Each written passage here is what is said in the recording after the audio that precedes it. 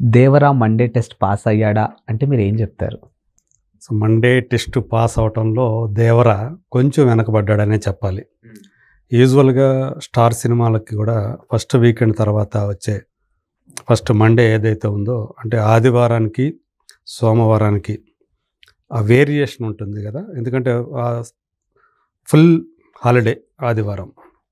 So Saturday వచ్చేటప్పటికి partial holiday అనుకోవాలి. IT వాళ్ళకి మరి కొంతమందికి మాత్రమే హాలిడే, మిగతా వాళ్ళందరికీ కూడా వర్కింగ్ డేనే అది. వేరే సోమవారం వచ్చేటప్పటికి టోటల్ ఫస్ట్ వర్కింగ్ డే కాబట్టి మనకు తెలుసు మొత్తం రోడ్లన్నీ ఎలా అయిపోతాయో సోమవారం వస్తే. సో ఆ రోజు కలెక్షన్స్ తక్కువ ఉంటాయి.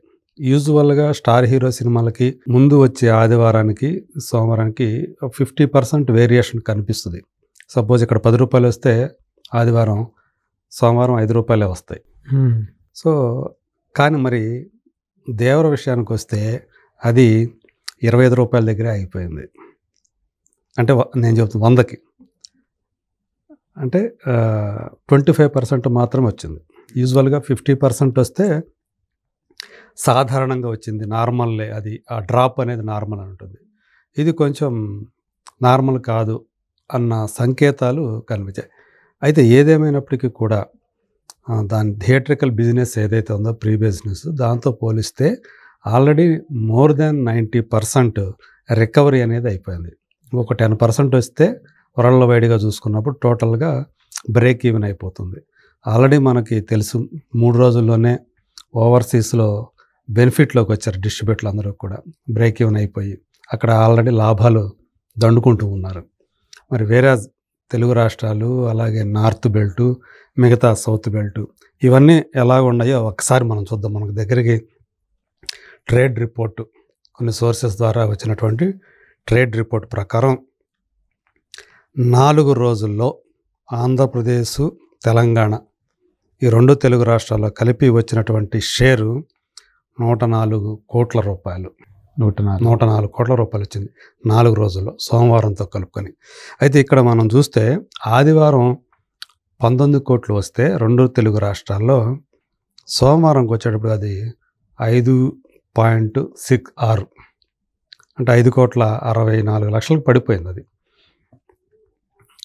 సో దాన్ని బట్టి మనం ఎంత డ్రాప్ అయింది అనేది మనకి అర్థమవుతూ ఉంది. సో వేరాజ్ గ్రాస్ పరంగా వచ్చేటప్పటికి ఆల్మోస్ట్ 145 కోట్ల దాకా వచ్చింది తెలుగు రాష్ట్రాల వరకు. సో అందులో మనకు తెలుసు నైజాం మేజర్ షేరు. ఫస్ట్లో చూస్తే వీకెండ్ పరంగా చూసినప్పుడు సీడెడ్ కాకుండా రిమైనింగ్ ఆంధ్ర ఏదైతే ఉందో నెల్లూరు నుంచి విజయనగరం అది బాగా వచ్చింది. ఈ మధ్యకాలంలో చూస్తే అంటే టికెట్ ప్రైస్లు ఏపీలో తక్కువగా ఉండటం వల్ల నైజాం ఎక్కువ కంట్రిబ్యూట్ చేస్తూ వస్తుంది ఏ సినిమా షేర్లో కూడా చూసుకున్నా. కానీ ఇప్పుడు హైక్ ఇవ్వటం వల్ల ఏపీలో కూడా మంచి హైక్లో ఇచ్చారు టికెట్ పెంచుకోవడానికి. దానివల్ల అక్కడ కూడా కలెక్షన్స్ పెరిగాయి. అందువల్లే అక్కడ కూడా మంచి రిపోర్ట్లు బాక్స్ ఆఫీస్ రిపోర్ట్ మంచి కనిపిస్తూ ఉంది. చూస్తే 4 రోజుల్లో ఈ ఏరియా వైజ్గా చూసుకున్నప్పుడు నైజాంలో 41,29,00,000 వచ్చింది షేరు. సో అట్లాగే రాయలసీమ వచ్చేటప్పటికి 19,10,00,000 వచ్చింది. అట్లాగే మొత్తం ఆంధ్ర వచ్చేటప్పటికి 43,85,00,000 అంటే నైజాం కంటే ఏపీ మీన్స్ అది ఆంధ్రాలో ఎక్కువ వచ్చింది. సో ఇది excluding Rayalaseema ceded area. So అట్లా ఇందాక మీరు చెప్పిన ఫిగర్ ఏదైతే ఉందో 104,24,00,000 వచ్చింది షేర్. ఏపీ తెలంగాణ వచ్చి 104 కోట్లు అన్నాను కదా. అవును. అసలు ఇది ఎంత రావాలి ఇంకా ఈ ఏరియాకి సంబంధించి అంటే యాక్చువల్గా 112,55,00,000 అమ్ముడుపోయింది ఈ ఏరియాల్లో 2 తెలుగు రాష్ట్రాలు అంటే ప్రీ బిజినెస్ వాల్యూ. సో 112లో 104 ఆల్రెడీ వచ్చేసింది. ఇంకా 8 కోట్ల చిల్లర వస్తే బ్రేక్ ఈవెన్ అయిపోతుంది, ఇక లాభాలు వచ్చినట్టే. వేరాజ్ ఇక మిగతా సౌత్లో చూసుకుంటే తమిళనాడులో దీని వాల్యూ అక్కడ 6 కోట్లు అనుకుంటే ఇప్పటికి సగమే అంటే 3,10,00,000 మాత్రమే వచ్చింది. అంటే ఇంకా 50% రావాలి అక్కడ. అది దాదాపు ఇంపాసిబుల్గా ట్రేడ్ వర్గాల వాళ్ళు చెప్తున్నారు. అంటే ట్రెండ్ను బట్టి ప్రస్తుతం ట్రెండ్ నడుస్తుంటే అక్కడ వచ్చే అవకాశాలు తక్కువే అని చెప్తున్నారు. మేబీ వస్తే దగ్గరగా రావచ్చు లేదా డెఫిసిట్లోనే ఉండొచ్చు అక్కడ. సో కర్ణాటక వచ్చేటప్పటికి అక్కడ 16 కోట్లకి అమ్ముడుపోయింది. సో అంత వేరియేషన్ ఉంది. తమిళనాడు అయితే కర్ణాటక 16 కోట్లు వాల్యూ. అయితే అక్కడ ఆల్రెడీ 12,04,00,000 వచ్చేసింది 4 రోజుల్లో. ఇంకా 4 రావాలి. ఇంకా 4 కోట్లు వచ్చిందంటే వచ్చేస్తుంది ఈజీగా. నాకు తెలిసి కర్ణాటక ఈ వీకెండ్ కల్లా అక్కడ కూడా ప్రాఫిట్ జోన్లోకి వచ్చేస్తుంది. కేరళ వచ్చేటప్పటికి 1 కోటి రూపాయలే అతి తక్కువ థియేటర్లో రిలీజ్ చేశారు. ఆల్రెడీ 72 లక్షలు వచ్చింది. సో ఇంకొక 30 లక్షలు వచ్చిందంటే అక్కడ అయిపోద్ది. దాదాపు దగ్గర దగ్గర పెద్దగా అక్కడ డెఫిసిట్ అయినా కూడా ఎక్కువ డెఫిసిట్ అయితే ఉండదు అక్కడ. అట్లాగే ఇంకా నార్త్ బెల్ట్కి వచ్చేటప్పటికి నార్త్ బెల్ట్ 20 కోట్ల రూపాయలు దీని వాల్యూ. సో ఆల్రెడీ 17,65,00,000 వచ్చేసింది. సో ఇంకొక 2.5 కోట్లు వచ్చేసిందంటే ప్రాఫిట్లోకి వెళ్ళిపోయినట్టే. సో డ్యామ్ షూర్గా నార్త్లో ఇది హిట్ కిందే వచ్చేసింది అనుకోవాలి. సో ఓవర్సీస్ వచ్చేటప్పటికి 27 కోట్లకి ఇది అమ్ముడుపోతే ఆల్రెడీ 30 దాటింది. అంటే ఆల్రెడీ లాభాల్లో ఉన్నారు.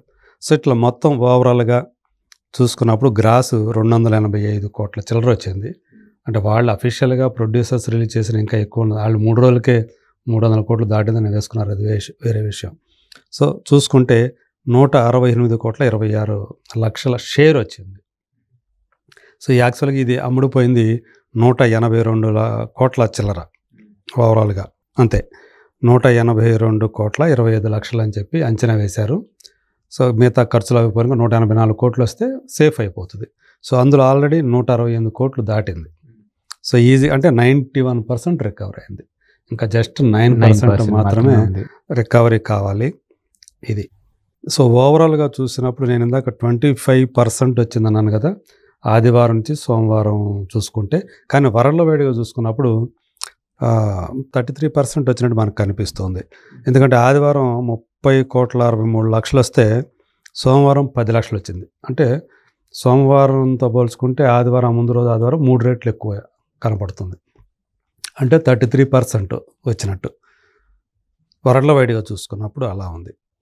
సో ఇది ఈ ఫిగర్స్ని బట్టి చూసుకుంటే సోమవారం టెస్ట్ ఏదైతే ఉందో అది యాక్చువల్గా లెట్మట్ టెస్ట్ అంటారు. మండే టెస్ట్ అంటే ఒక లెట్మస్ టెస్ట్ లాగా.